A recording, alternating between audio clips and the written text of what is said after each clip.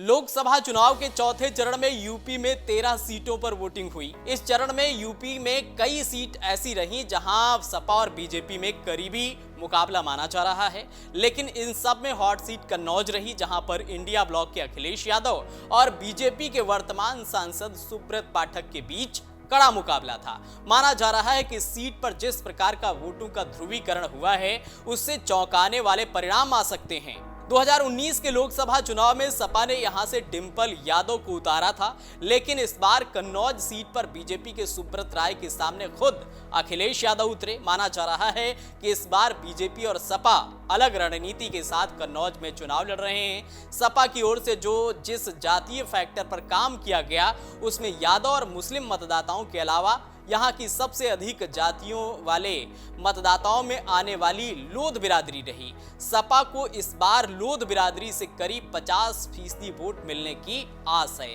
बाकी दलितों और अगड़ों को भी उसे समर्थन मिला है। वहीं भाजपा ने यादव और मुस्लिम मतदाताओं से इतर वोटरों पर फोकस किया है। पार्टी ने लोध के अलावा पाल, पटेल, कुशवाहा, ठाकुर के अलावा दलित को भी साधने का प्रयास किया है।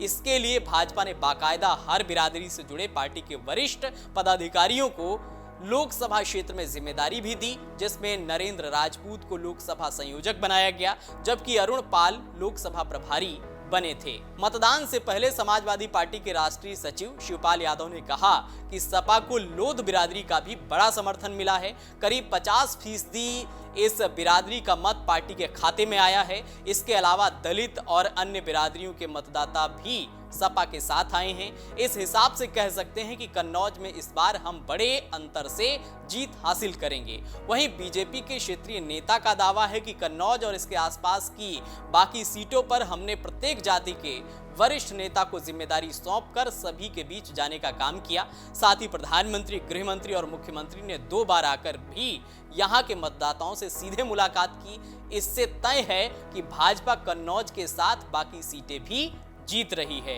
लोकसभा चुनाव के चौथे चरण में सबसे हॉट सीट कन्नौज रही है, जहां पर विपक्षी गठबंधन से सपा के राष्ट्रीय अध्यक्ष अखिलेश यादव और वर्तमान भाजपा सांसद सुब्रत पाठक के बीच मुकाबला था।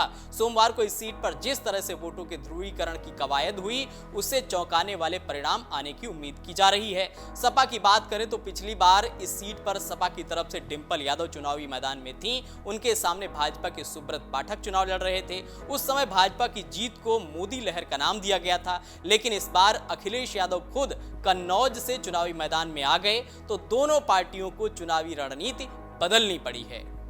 अगर आप ये वीडियो YouTube पर देख रहे हैं तो हमारे चैनल को सब्सक्राइब करें और बेल आइकन को दबाना ना भूलें। अगर आप Facebook पर ये वीडियो देख रहे हैं तो हमारे पेज को लाइक करें।